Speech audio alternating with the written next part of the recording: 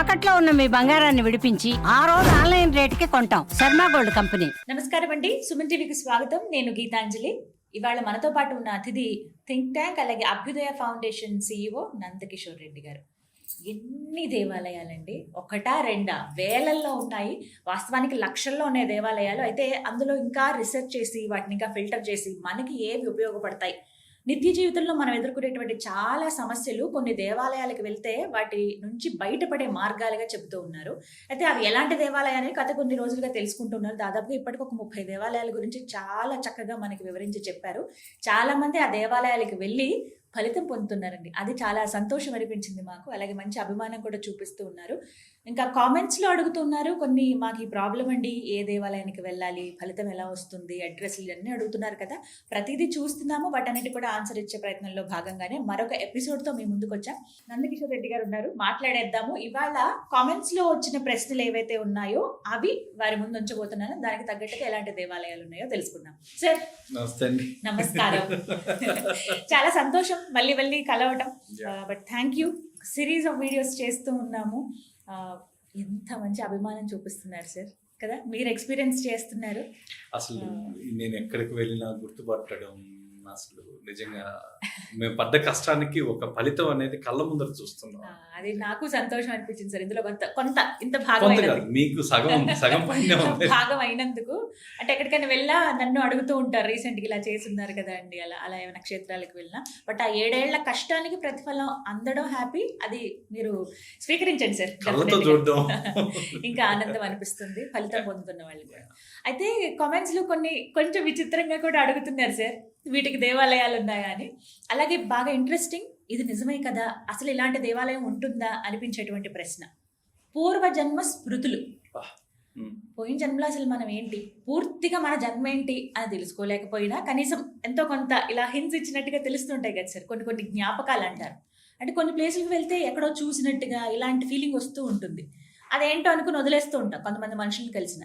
కానీ పూర్వజన్మ స్మృతుల్ని మనకి తెలిపే దేవాలయాలు అసలు ఉన్నాయా, ఉంటే గనక ఎక్కడున్నాయి, ఎలా వాటిని మనం తెలుసుకోవచ్చు, ఏమైనా ప్రక్రియ ఉందా?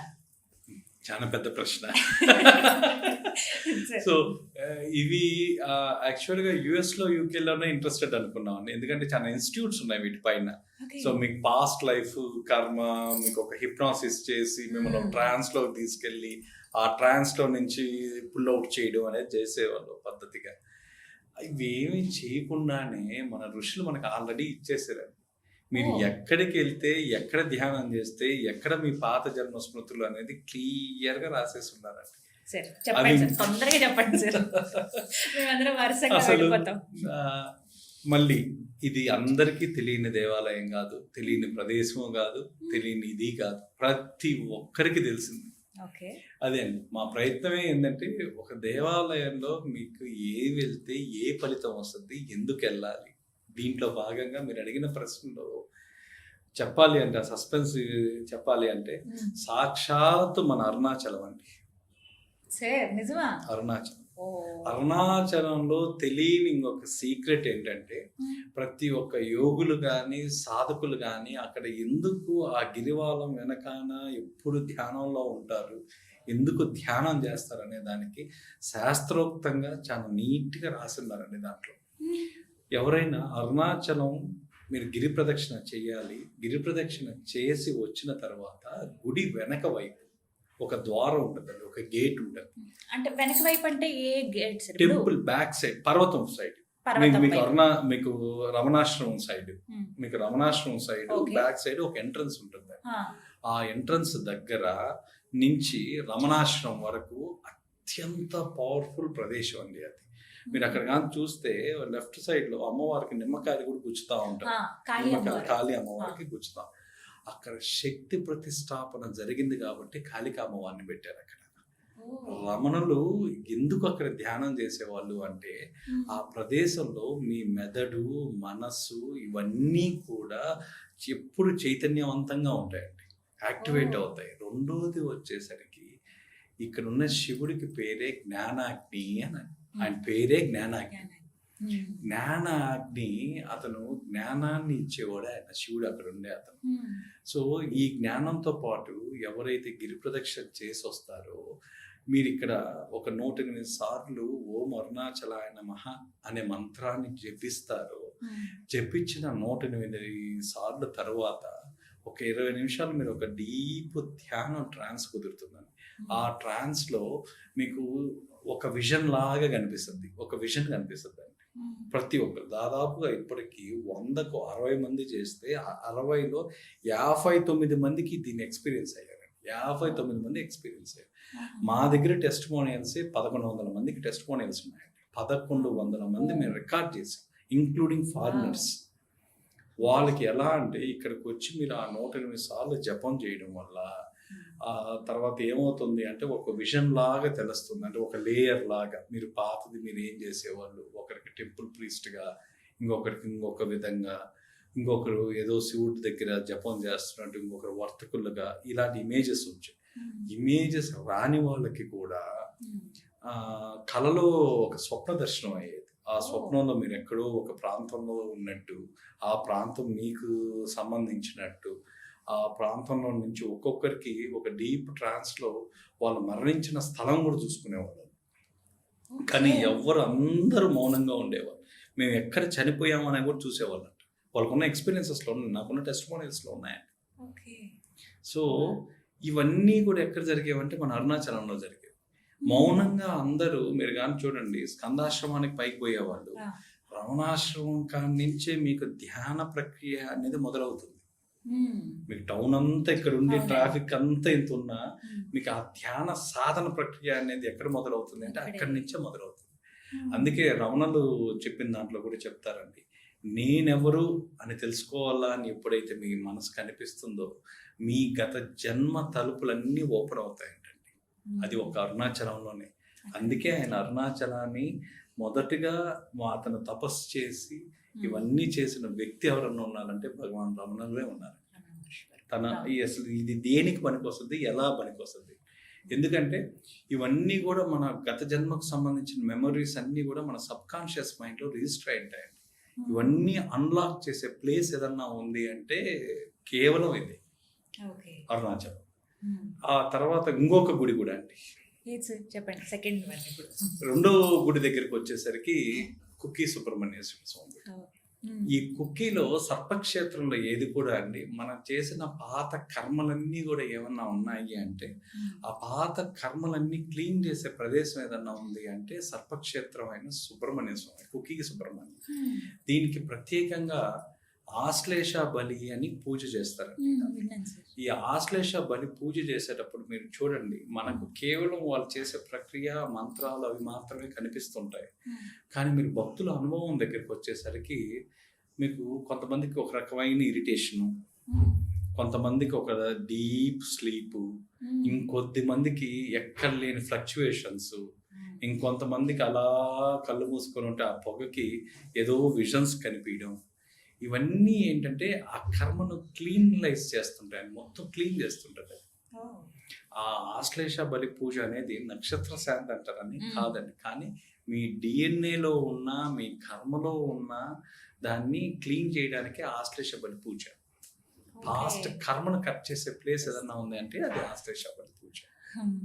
మనకి ఈ కుక్కీలో ఈ ఆశ్లేష బలి పూజ చేయడం వల్ల కూడా ఆ కర్మలో ఉన్న ఇవన్నీ డిఎన్ఏకి సంబంధించి మన పాత జన్మ కర్మకు సంబంధించి ఏదన్నా ఉన్నా కూడా ఇది క్లీన్ చేసేస్తుంది.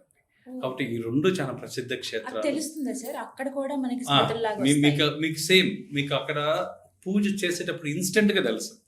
సో పూజ ఇది అయిపోయినాక కాదండి, పూజ జరిగేటప్పుడే మీకు ఆ 45 మినిట్స్ ఎంతో చేస్తారు ఒక్కొక్క బ్యాచ్ లో పూజ. ఆ 45 మినిట్స్ పూజలోనే మీరు ఎక్స్పీరియన్స్ అవుతారు. సో మనం ఆ ఇంటెన్షన్ తో వెళ్ళొచ్చు సార్. నేను బ్రహ్మాండంగా అసలు కొంతమంది సాధకులు వచ్చేదే దానికోసం వస్తారు, దాని ఎక్స్పీరియన్స్ కావాలా, ఎనర్జీని ఎక్స్పీరియన్స్ కావాలని వస్తారు. ఈ దృష్టితో పోతే మీకు ఖచ్చితంగా ఈ రెండు ప్రదేశాలు. ఇవి కాకుండా కూడా ఇంకొక సూర్య దేవాలయం ఉంది, మనం నెక్స్ట్ చెప్పుకుందాం, మంగళూరు దగ్గర. దాంట్లో కూడా మీకు ఈ గత జన్మకు సంబంధించినవన్నీ గుర్తుకొస్తాయండి. ఈ గుళ్ళు ఉన్నాయి.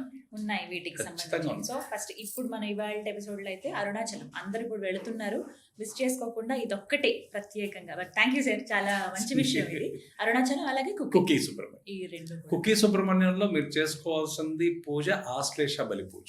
ఈ ఆశ్లేష బలి పూజలోనే మీకు తెలుస్తుంది. అరుణాచలంలో అయితే ధ్యానం. అరుణాచలంలో అయితే మీకు ధ్యానం గిరి ప్రదక్షిణ చేసిన తర్వాత 108 సార్లు ఓం అరుణాచలాయ అన్న మంత్రాన్ని జపించిన తర్వాత మీకు ధ్యానంలో ఒక విజన్ లాగా కనిపిస్తుంది, లేదా రాత్రి కలలో కనిపిస్తుంది, లేకపోతే ఎగ్జాక్ట్గా 4 days తర్వాత మీకు ఒక స్పృహ వస్తుంది. అనుకోకుండా ఒక స్పృహ వస్తుంది. మీరు ఎక్కడో పనిలో ఉంటారు, మీ మైండ్ తగ్గని రిజిస్టర్ అవుతుంది, ఏదో జరిగినట్టు, నేను ఎక్కడో చూసినట్టున్నా, ఏదో జరిగినట్టున్నా, ఇలాంటి స్మృతులన్నీ తిరిగి రీకనెక్ట్ అయ్యే ప్లేస్ అరుణాచలం. ఇప్పుడు ఇక మేమందరం ఆ ప్రయత్నంలో ఉంటాము.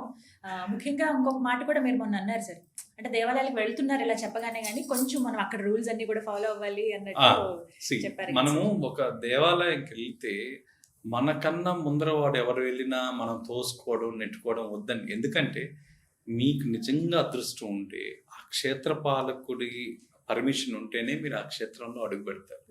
అడుగు పెట్టిన తర్వాత ఆ శక్తి కేంద్రంలో మీరు అడుగు పెట్టిన తర్వాత మీరు ఎన్ని గంటలు ఉండగలిగితే అంత అదృష్టం. మీరు ఇంకా వెనకాన మనుషులను ముందుకు నెట్టి మీరు ఆగండి.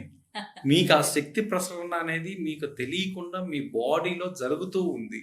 కాకపోతే మనం దాన్ని యాక్టివేట్ చేసుకోకపోవడం వల్ల మనకు స్పృహలోకి రావట్లేదు. అది అంతే. ఎప్పుడైతే ఆ స్పృహ ఉన్న వాళ్ళు ఎవరు కూడా చూడండి ఆ క్షేత్రాల్లో నుంచి తొందరగా రారు బయటకి. పొద్దున పోతే సాయంత్రం దాకా అక్కడే కూర్చుంటారు. ఎందుకు మీరు ఋషులు చూడండి, ఎవరన్నా చూడండి, ఎక్కువసేపు అక్కడే కూర్చుంటారు. సో ఈ శక్తి ప్రదేశాల్లో మనం ఎక్కడికి వెళ్ళినా ఈ పరిహార కాండలో చెప్పే ప్రతి దేవాలయం ఒక శక్తి క్షేత్రం. ఆ శక్తి ప్రసరణ విపరీతంగా ఉంటేనే దానికి ఆ కెపాసిటీ వస్తుంది. పరిహారం దోషాన్ని తీయగల కెపాసిటీ దేవాలయానికి ఎప్పుడు వస్తుందంటే ఆ శక్తి ఉండాలి. ఆ శక్తి ప్రదేశాల్లో మనం ఉండాలి. అప్పుడు ఆ శక్తి మన బాడీలోకి వస్తుంది. మనకు 5 నిమిషాల్లో అయిపోద్దా, 10 నిమిషాల్లో అయిపోద్దా, అరగంటలో అయిపోద్దా అంటే మీరు అసలు ఎందుకు వెళ్తుండట్టు? మీకు అసలు ఫుల్ ప్రసరణ జరగాలి. శక్తి ప్రసరణ అనేది 72,000 నాడులకి వెళ్ళాలండి. మీకేదో మీరు చూసే కళ్ళతోనో మీరు చూసే దీంతోనో కాదు. ఆ శక్తి మీరు ఏదైతే అక్కడ తీసుకుంటారో అది 72,000 నాడులకి వెళ్ళాలా. 108 ఎనర్జీ పాయింట్స్ యాక్టివేట్ కావాలా. ఇంత సిస్టమ్ మీ బాడీలో జరగాలంటే మీరు ఎంతసేపు ఉండాలండి? దాదాపుగా ఒక 4-5 hours ఒక పూట పడుతుంది. ఒక పూట ఖచ్చితంగా ఉండాలి. ఖచ్చితంగా క్యూ లైన్ అంటే మీరు ఉండేది ప్రాంగణమే అది. అది ఒక దేవాలయానికి ఒక 4 కిలోమీటర్లు 5 కిలోమీటర్ల ఆరా ఉంటుందండి. ఆ 4 కిలోమీటర్లు ఈ శక్తి ప్రసరణ అనేది భూమి లోపల గాలిలో జరుగుతూనే ఉంటాయి కంటిన్యూస్ గా. ఆ ప్రదేశంలో మీరు ఎక్కడున్న ఎనర్జీని ఒక యాంటీనా రిసీవ్ చేసుకున్నట్టు రిసీవ్ చేసుకుంటుంటారు మీరు. సో అందుకే అక్కడెక్కడ కానీ మీరు చెప్పులు లేకుండా ఉండడం నుంచి మీ శక్తి ప్రసరణ అనేది జరుగుతూ ఉంటుంది. కాబట్టి మనం క్యూ లైన్ లో మనం దోసుకోబల్లే. నేను ముందు వెళ్ళాలన్న ఆరాటం మనకు అస్సలు అవసరం లేదు. నేను ఎక్కువసేపు ఉండాలని కోరుకోవాలి. దేవుణ్ణి మీరు అక్కడ ఏం కోరుకోవాలంటే, అయ్యా నాకు కొంచెం శక్తినిచ్చి ఓపికనిచ్చి నన్ను ఇంకొక 2 గంటల సేపు ఎక్కువ నీ శక్తి ప్రదేశంలో ఉండేదానికి అవకాశం ఇవ్వండి అని కోరుకోవాలి. ఇలా ఎప్పుడైతే కోరుకోవడం మొదలు పెడతారో మీకు తెలియకుండానే మీ లోపల ఉండే శక్తి అన్ని ప్యూరిఫికేషన్స్ అన్నీ జరుగుతూ ఉంటాయి. మీ కంటికి కనిపించవు అంతే. అవి కంటికి కనిపించినంత మాత్రాన అవి లేవు అనేది లేదండి. సో మీరు ఏదన్నా క్షేత్రానికి వెళ్ళినప్పుడు, ఏదన్నా దేవాలయానికి వెళ్ళినప్పుడు దేవుడికి దయచేసి చేతులెత్తి మొక్కండి, స్వామి నన్ను ఇక్కడ ఎక్కువసేపు పెట్టి ఈ క్షేత్రంలో నన్ను కనీసం నిద్ర చేసుకునే అవకాశం ఇవ్వు ఇక్కడ. ఎందుకంటే నాకు ఏదో పనుల వల్ల ఏదో పరిగెత్తడాలు ఎక్కడికో వెళ్ళడాలు కాకుండా ఈ క్షేత్రంలో నా ఎనర్జీ పూర్తిగా వచ్చిన తర్వాతనే నేను ఈ క్షేత్రం నుంచి బయటికి వెళ్తాను అని. సో ఈ పర్సెప్షన్ చేంజ్ కావాలండి. ఎప్పుడైతే ఈ పర్సెప్షన్ చేంజ్ అవుతుందో, అంటే ఇది ఎప్పుడు చేంజ్ అవుతుంది అంటే మీలో ఉండేది శరీరం కాదు ఒక శక్తి కేంద్రం అని మీరు ఎప్పుడైతే ఫీల్ అవుతారో మీ శక్తి కేంద్రాన్ని తీసుకుపోయి ప్లగ్ ఇన్ పాయింట్ చేస్తుంది. ఎట్లా మనం రోజు దేవాలయానికి పోవట్లేదు, కనీసం పోయినప్పుడన్నా ఒక్కసారి మనం పోయేది. ఆ సంవత్సరానికో నెలకో పోయినప్పుడన్నా ఎక్కువసేపు ఉండాలి కదండి. ఉంటే మీ బాడీ మీకు రీఛార్జ్ అవుద్ది, మీకు ఎక్కువ రోజులు వస్తుంది. చాలా మంచి సలహా సార్ ఇది. Thank you.